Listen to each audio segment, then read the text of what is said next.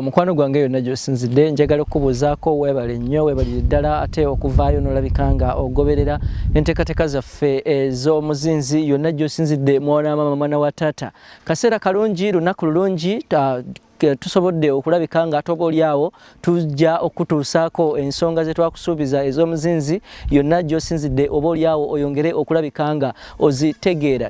Olunaku olwaleero tukuleeteddeyo ekipya obaolyawo kye weetaaga okulabika ng'omanya obaolyawo kye weetaaga okulabika ng'otegeera obaolyawo ebintu by'obadde owulira mu mboozi naye nga tomanyi kiki kye bitegeeza ate njagala ndabike nga mwana wattu tukutambuzaako oba otandulire ku bigere okusukkuluma kaawo w'omanyi naye twagala olwaleero tukutambuzeeko tukuleeteko mu bitundu by'omu Lukoola. Kakati butereevu tuli ku King Zamba Family Breeders Project ate tugenda kulaba ente engeri gye zitambulamu gye zikula ebintu engeri gye bitambulamu byonna ate oyongere okulabika nga obitegeera. Nkugamba totemya tukomawo tutandika ensonga zaffe yonna gy'osinzidde.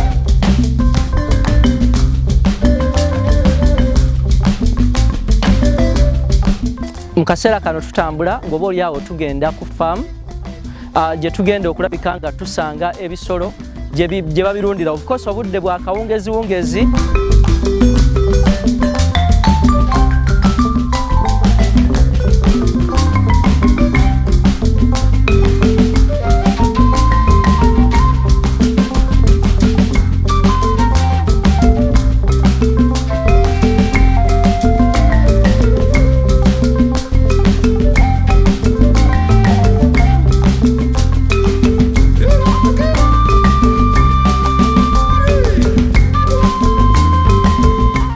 butereevu kaakati tumaze okwegatta ku mukugu agenda okulabika nga atulambululira ensonga obaolyawo nga bwe zitambula wakati mu nnunda eno ey'omu Lukoola butya ente we zibaawo na butya bw'osobola okulabika ng'okulaakulana ate nga otadde ssente zo wakati mu nnunda eno. Ssebo tusanyuse nnyo okulaba. Kale ssebo. Buuza ku balabi baffe. Balamusiza mwena abalabi baffe. Ndi mulunzi.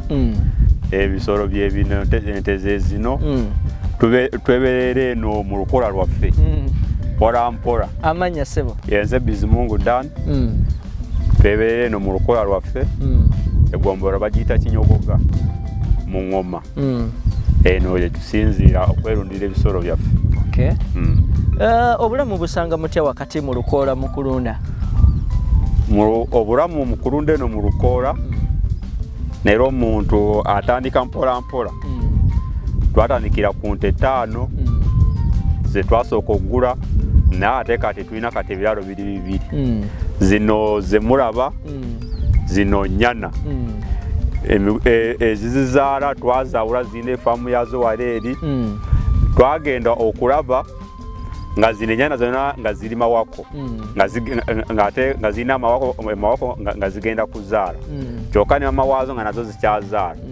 Wanene we tuli kuyika 7 twagenda okulaba zonna we zizaala zigenda kubeera nnyingi ate zireke otuwa kye twagala ne tusalawo tuzaawulemu.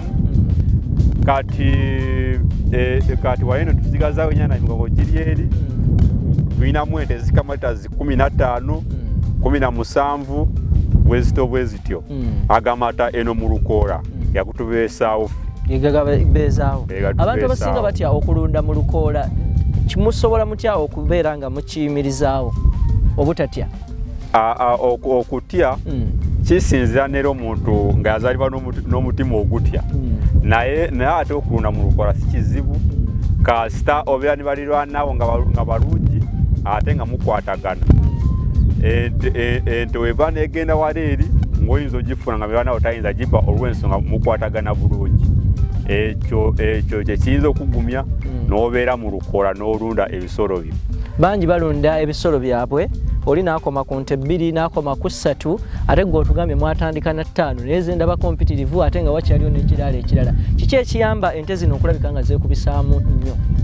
Ekiyamba gwe nga gwe mukama waazo ente kasita ezaala n'ogifunamu amata gaazo ssente ezo ozitereka woweza nga miliyoni n'ogenda mu katale n'ogulayo ente endala.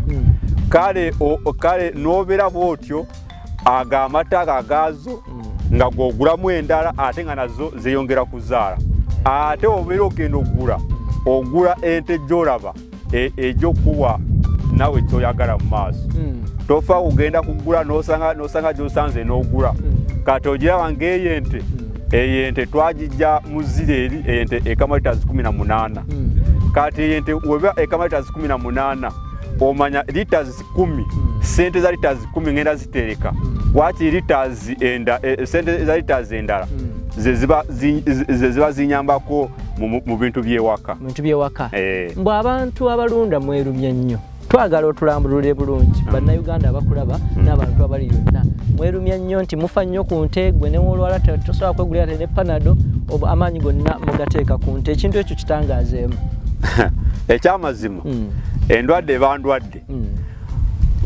kituufu twerumya okulaba nti no waakira ebisolo byaffe byeyongereko ne tubeera awo ne twesibira mu buutusi zaffe ne tugaana ogenda mu tawuni okukyakala tusaasaanye ssente ne twebeera mu nsiko yaffe mu lukola lwaffe ne tutuula naffe ate okukyakala tuba tubyagala ogerako ku Kampala ne tulumbisa naffe ate kati naffe ne tukyakalako naye tugenda olaba wetutandika ebyo ate tugayingiramu omuze gw'okulya ebisolo byaffe bye tuba tuyina ne tugamba katwesigalire eno mu Lukoola tulunde ebisolo byaffe tulabe oba byeyongerako naffe n'abaana baffe bwe tunaazaala babisange n'abazzukulu babisange tuweeyo ensonga 3 omuntu yenna ayagala okulunda zeyandisoose okubeera nazo mu bwongo ng'agamba mpulira njagala kutandika kulunda okulundako mu Lukoola okulunda kw'abantu wonna muweeyo ebintu 3 by'asobola okutandikirako ng'ogamba nti waakwata wano agenda kuyitimuka era afuuka w'amaanyi kaakati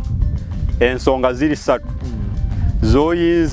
zoyinza okutandikirako okulunda ekisooka wobeera n'embuzi zo kati nga 5 ng'oyagala naawe otuuke ku nte kati newaffe embuzi eri ku 328 obeera n'embuzi zo nga 5 katugeze nga 5 n'ozitunda n'ofunayo ennume y'emu eyo ennume emu n'ogituuse wakaawo n'ogirabirira bulungi mu myezi gyo 3 oba 2 kitundu oyinza ogizaayo mu katale n'ofunamu ennyana ennyana bw'ogifuna ennyana eyo n'ogituuse waka ennyana eyo omanya kati awo olugendo lw'okutandika okulunda olutandise kubanga ennyana ejja kujja ezaale ente nginaayo weezaala ente ginaayo olwanti ogenza olwo mu nte 2 ate jjukira eyo ente ekuwa n'amata kati ofuna amata nga kyokka ate ekuzaalidde n'ennyana olwo otandise olugendo lw'okulunda ekintu ekirala ekyokubiri wofuna eyo ente emu fuba nnyo weerumye nnyo ogirabirire ogigulire ekyetaagisa omunnyo eddagala ly'okufuuyira ate ogifeeko nnyo kati fe walina wetwatandikira n'ente 5 tetwalina ttaka nga tuzipangisiza bupangisa naye ate wetwazipangisiza ne zibeera bulungi ente 5 ezo zaagenda zonna okumala emyezi 6 nga zizadde endala ente 5 z'ente 10 awo otandikira mpola mpola olugendo lw'okulunda lw'okubeesaawo amakaago n'okutandika okulunda kati essaawa ya leero ffe tuli mu nte 6 plus ze tulimu ate nga zikyazaala ezennyana z'olaba zonna ziri mawako n'emigongo egiri eri egimu gitandisa ozaala tugatuukayo olaba obuyana obuto obuli awe waka mama wazo zitandisa ozaala ate n'endala ziyonsa ate n'endala ziri mawako makulu okulunda kyo si kyangu naye oyina okusookera ddala kyakwerumya okwerumya kyo ngenda kiremerako okwerumya ebyo byokukyakala kati ngaffe abavubuka nze kati onyumiddwayo n'emyaka giri 26 nkyali muvubuka nange nandigambye nange kangendeko e Kampala oba kale Luwere tuliraanye naye ebyo sibigendako nensigala mu nte nenzinywesa amazzi ogalaba obwato bwazo obulaba nenzinywesa nenzijanjaba olwaliro ku makya nakedde zifuuyira zibeewo bulungi kitegeeza omuntu nga amanyi nnyo ebyokwejalabya obulunzi tayinza kumalako nabo tabusobola nga omuntu yejalabya ebyokulunda tobisobola nobeera ng'olyawo ng'oli mubuuka taata wo ng'alina ente 2 naafa n'azikulekera naye ng'omuze w'okwegalala ng'oguyina ojja zitunda ozimalewo ate otandike n'ettaka nalyo litunde. Mwebali muno bangi abazadde baabwe baafa bo ne babalekera ebintu naye lw'ensonga bagenda okufa nga bo bebeera mu Kampala ebyene tebaagala kumanya tebaagala kulinnya mu busa neera ente zaggwawo naye neera omuntu yeejalabya tasobola kulunda. Okwejalabya n'okulunda tebikwatagana. Olina kuba ng'osobola okwerumya olwo n'osobola okulabika okubeera omulunzi omukuukutivu. Weewaawo Bizimungu tweyanziza nnyo tulina ekidiba kino kye tulaba twagala otukolere demonstration oba otulambululire. Ekidiba kino kitegeeza ki kubanga tumanyi ebifo bino eby'Olukoola tubimanyi nga ebifo ebyeddungu twagala otubuulire mwakikola mutya mwavaayo mutya ne mulabikanga muleeta ensonga bweti okulabikanga mukikola.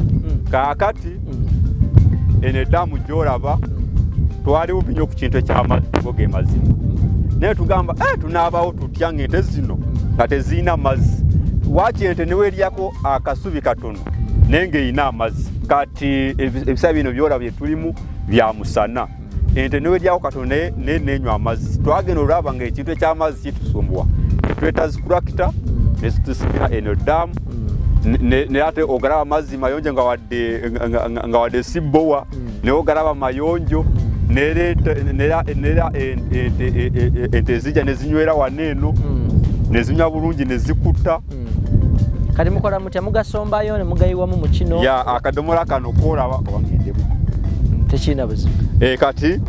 Kati ente we zijja waneeno omuntu ayimirira waneeno n'okwata kano akadomolako n'ogira booti n'oteekamu amazzi then zo ne zitandika okulabika zo ne zitandika ne zinywa ezimu ne zidasaidiza wano endala ne zidasaidiza wano. Omulabi waffe atulaba yonna gy'osinzidde Bizimungu atugambye ebintu by'okwejalabya tosobola kulabika nga obeera mulunzi n'olwekyo olumu kyetaaga oteekemu magetsi okke wansi mu kidiba oddire amazzi osenere ensolo zo zisobole okulabika nga zinywa bulungi oba olyawo okugenda mu maaso. Kakati toweekwasa n'ogamba ettaka lyewaffe ekkalu ekifo kye tulimu tekirimu mazzi oteekwa okuba n'omutwe oguyiiya ku kiki ky'oyinza okulabika ng'okola mu kaseera konna. Bano tebaayina mazzi ate ng'ente zeetaaga amazzi n'olwekyo baali balina okuyiiya ne baleeta greda oba tractor ne zifuukuula ekifo amazzi ne gavaayo. Kati ente zisobolera ddala okulabika nga zinywa ate ne zibeera n'obulamu obusinga okulabika nga bweyagaza. Sigala nga otugoberera, subscribing, sharing, commenting. Tuli ku King Zamba Family Breeders Project ate we tukutuusaako ensonga yonna gy'osinzidde mu Lukoola mwana mama mwana wa taata.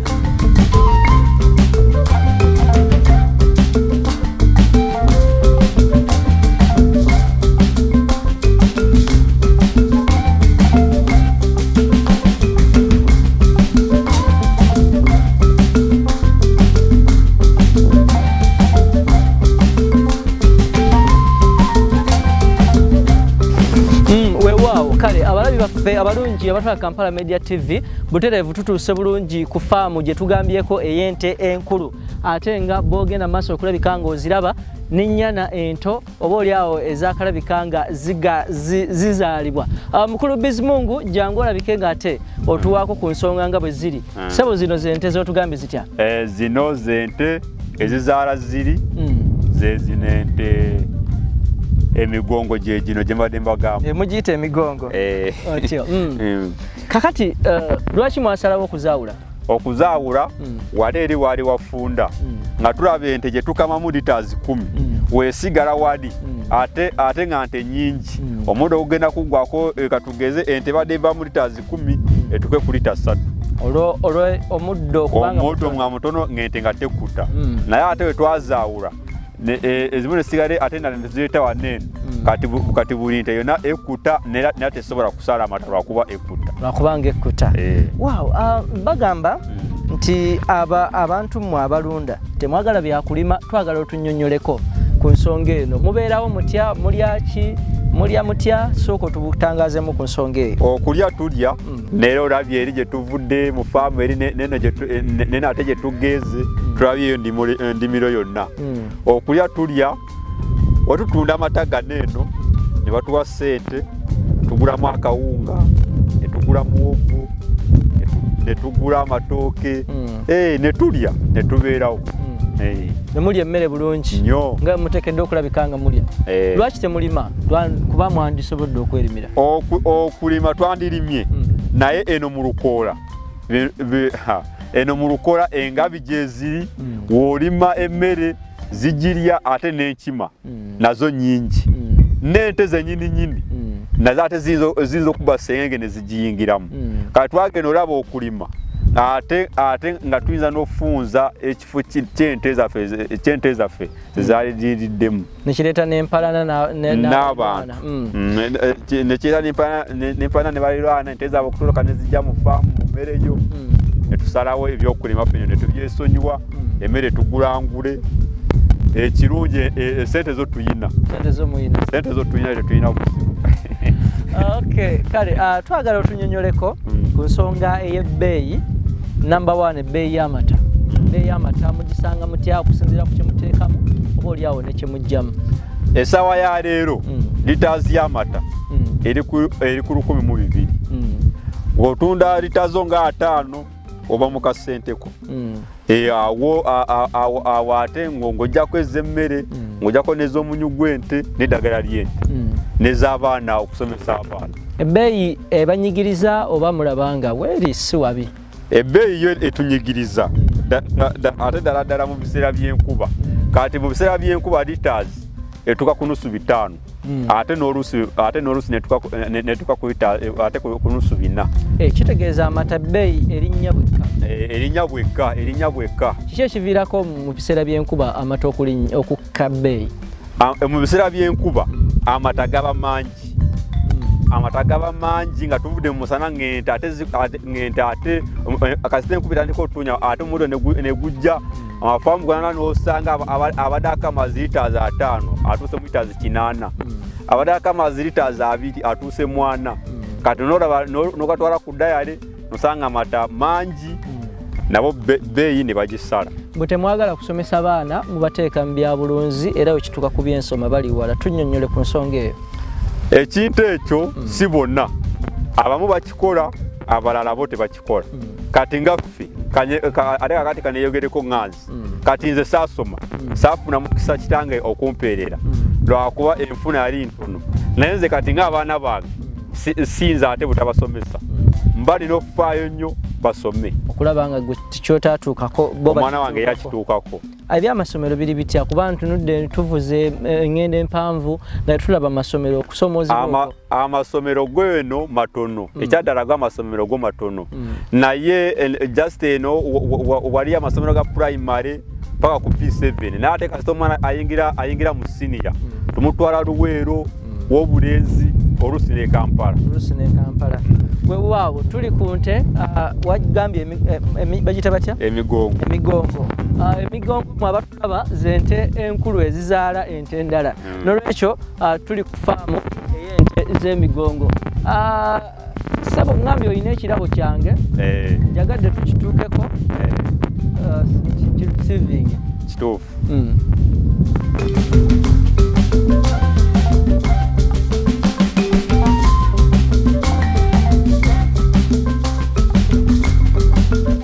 Kakati sebo okukusiima emirimu gyo gy'okola ate n'okutukyalirako omanyife kabira yaffe omuntu w'omusanyukira omuwa ate kubanga feno kyetuba nakyo.